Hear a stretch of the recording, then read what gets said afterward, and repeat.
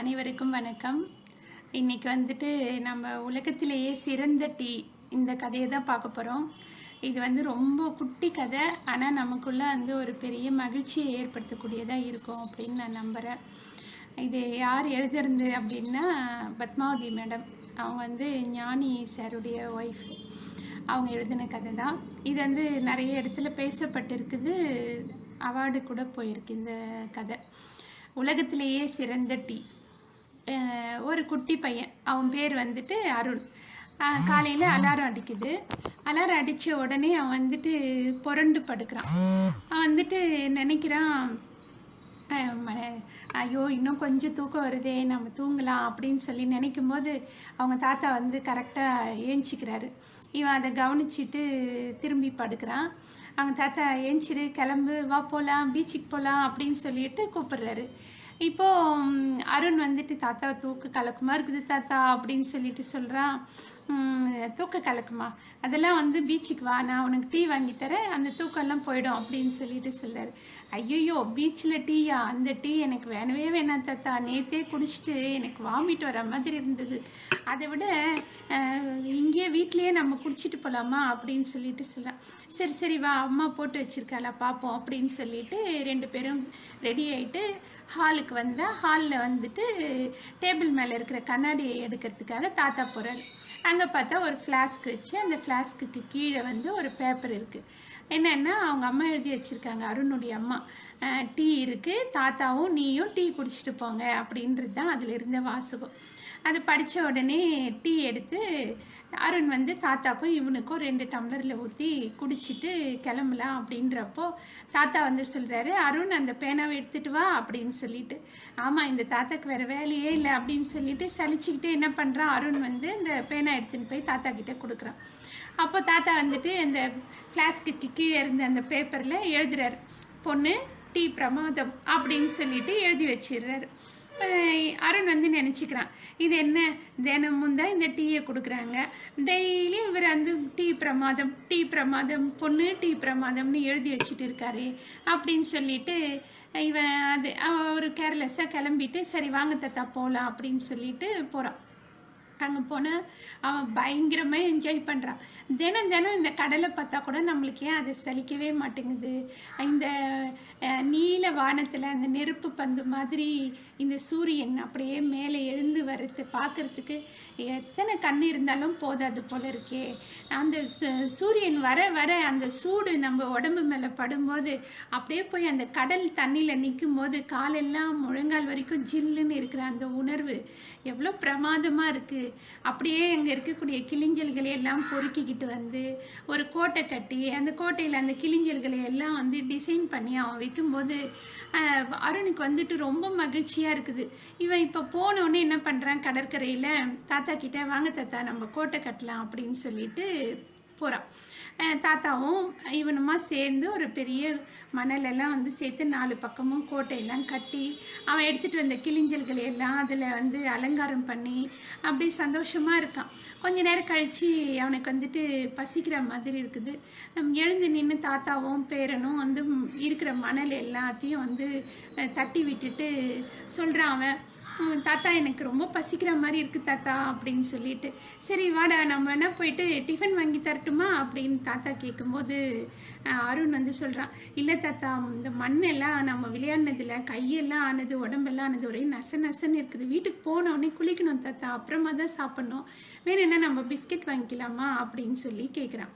தாத்தா வந்துட்டு சரி சரி வா அப்படின்னு சொல்லிட்டு பிஸ்கெட் வாங்கி கொடுக்குறாரு.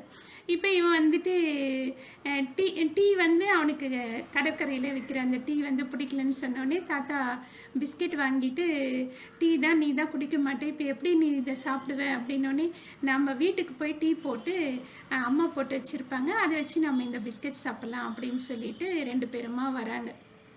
வீட்டுக்கு வந்து பார்த்தா எப்போவுமே வந்து பள்ளிக்கூடம் இருந்தால் ஒரு பரபரப்பாக இருக்கும் இல்லையா வீடு. காலையில் 8 மணிக்குள்ளே வீட்டில் இருக்கக்கூடிய பெண்களுக்கெல்லாம் வந்து ஒரு 18 கை இருக்கணும் அப்படின்னு தோணும். ஆனால் இவனுக்கு அன்றைக்கி லீவுன்றதுனால வீடே வந்து அமைதியாக இருக்குது. அவங்க அப்பாவும் வெளியில் ஊருக்கு போயிருக்காரு. இப்போ அம்மா வந்துட்டு எழுந்திருப்பாங்க அப்படின்னு சொல்லி பார்த்தா அவங்க எழுந்திருக்கவே இல்லை, படுத்துக்கிட்டே இருக்கிறாங்க. இவனுக்கு ஆச்சரியமாக இருக்குது. அம்மா எழுந்த இந்நேரம் டிஃபன்லாம் வச்சுட்டு ரெடியாக நமக்காக காத்துக்கிட்டு இருப்பாங்க. என்ன அம்மா வந்து வீடே அமைதியாக இருக்குது, சைலண்ட்டாக இருக்கே அப்படின்னு சொல்லிட்டு உள்ளே போய் பார்க்குறான். பார்த்தா அம்மா வந்து படுத்துகிட்டே இருக்காங்க. அம்மா என்னம்மா ஏம்மா படுத்துகிட்டே இருக்கேன் அப்படின்னு சொல்லிட்டு இவன் பார்க்கவும் தாத்தா வந்துட்டு தன்னுடைய மகளை வந்து தொட்டு பார்க்குறாரு. தொட்டு பார்த்தா அம்மாவுக்கு வந்து காய்ச்சலாக இருக்குது.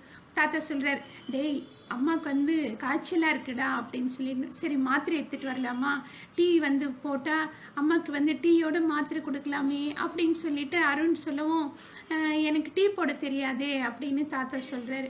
என்ன தாத்தா இன்னுமா உனக்கு டீ போட தெரியாது அப்படின்னு சொல்லவும் தாத்தா வந்துட்டு, நீ வேணா பக்கத்து வீட்டு மாமிக்கிட்ட போயிட்டு டீ வேணும்னு சொல்லி போட்டு வாங்கிட்டு வந்து அம்மாவுக்கு கொடுடா அப்படின்னு சொல்கிறாரு. இவனுக்கு அருண் வந்து சொல்கிறான், ஐயோ தாத்தா எனக்கு ரொம்ப வெக்கமாக இருக்குது தாத்தா, டீ கூடவா போயிட்டு பக்கத்து வீட்டில் கேட்பாங்க அப்படின்னு சொல்லிட்டு கொஞ்ச நேரம் யோசிச்சுட்டு, வேணும்னா நானே டீ போடலான்னு யோசிக்கிறேன் அப்படின்னு சொல்லி, உனக்கு கேஸ் பற்ற வைக்க தெரியும்ல, வா வந்து கேஸ் பற்ற வச்சு கொடு அப்படின்னு சொல்லிட்டு இவன் என்ன பண்ணுறான், ஒரு பாத்திரத்தை எடுத்து அதில் தண்ணியை ஊற்றி யோசிச்சு பண்ணுறான். 2 ஸ்பூன் டீ தூள் போடலாமா அப்படின்னு சொல்லிட்டு அது கொதிக்கிறத பார்த்துக்கிட்டே இருக்கான்.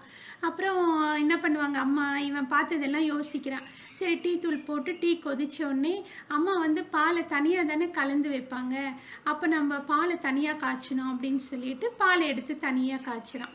பாலை தனியாக காய்ச்சி முடித்த பிறகு எடுத்துகிட்டு வந்து டிகாஷன் கூட தனியாக கலக்கணும் அப்படின்னு சொல்லிட்டு டிகாஷனை ஒரு டம்ளர்லேயும் பாலை ஒரு டம்ளர்லேயும் தனித்தனியாக எடுத்துட்டு 3ஆவதாக ஒரு டம்ளர் எடுத்து அதில் வந்துட்டு டிகாஷனை கொஞ்சம் பாலை கொஞ்சம் ஊற்றி பார்க்குறான். பார்த்தா டிகாஷன் ரொம்ப அதிகமாக இருக்குது, கருப்பாக இருக்குது டீ. சரி அப்படின்னு சொல்லிட்டு இன்னும் கொஞ்சம் பால் ஊற்றி பார்க்குறான். அப்போ டீ வந்து ஒரு கலரில் வருது.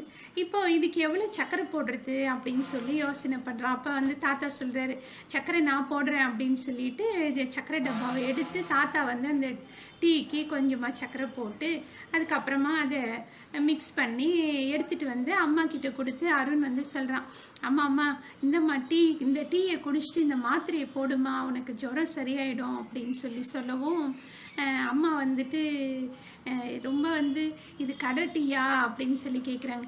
இல்லைம்மா இது கடை டீ இல்லை, நீ குடிமா அப்படின்னு சொல்லவும் அம்மா வந்து ஏஞ்சி ஃபஸ்ட்டு சிப்பை அப்படியே எடுத்து வாயில் வைக்கிறாங்க.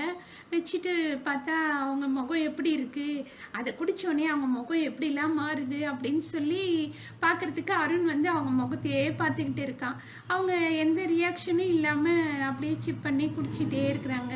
அப்போ தாத்தா வந்து திடீர்னு சொல்கிறாரு, பொண்ணு டீ எப்படி இருக்கு, இது அருண் போட்ட டீ அப்படின்னு சொல்லி சொன்னோடனே அம்மா முகம் அப்போதான் பிரகாசமாக மாறிடுது. என்னது அருண் நீ போட்டியா அப்படின்னு சொல்லி கேட்டோடனே அருண் வந்து தாத்தா கிட்ட கோவப்படுறான். ஏன் தாத்தா சொன்னீங்க, அம்மாவுக்கு வந்து நம்ம அப்புறமா சர்ப்ரைஸ் கொடுத்துருக்கலாம்ல அப்படின்னு சொல்லிட்டு சொல்லுவோம். அப்புறம் அவனே கேட்குறான், அம்மா டீ எப்படிமா இருக்கு அப்படின்னு சொல்லிட்டு, ரொம்ப நல்லா இருக்குடா அப்படின்னு சொன்னார். போமா நீ போய் சொல்கிறம்மா, இதில் பாரு சூடும் இல்லை, இது ஒன்றும் எனக்கு வந்து டேஸ்ட்டாகவே தெரியல, சர்க்கரை கூட எப்படி இருக்குன்னு தெரியல, நீ இதை போய் நல்லா இருக்குன்னு சொல்கிற, நீ இதம்மா சூப்பராக டீ போடுவ அப்படின்னு சொல்லி அருண் சொல்லும்போது, இல்லைடா கண்ணு, நீ வந்து முதல் டீ போட்டிருக்க, நான் முதல் டீ போட்டப்போ இதை விட மோசமாக போட்டேன் அப்படின்னு சொல்லுவோம்.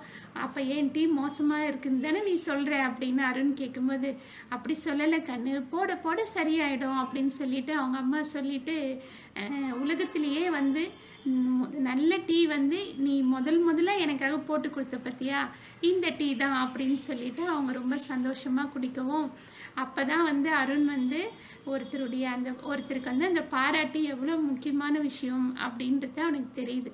தாத்தா ஏன் தினம் வந்து அம்மா டீ போட்டு கொடுத்தாலும் தினமுமே வந்து அந்த பேப்பரில் பொண்ணு டீ பிரமாதம்னு ஏன் எழுதி வச்சாரு.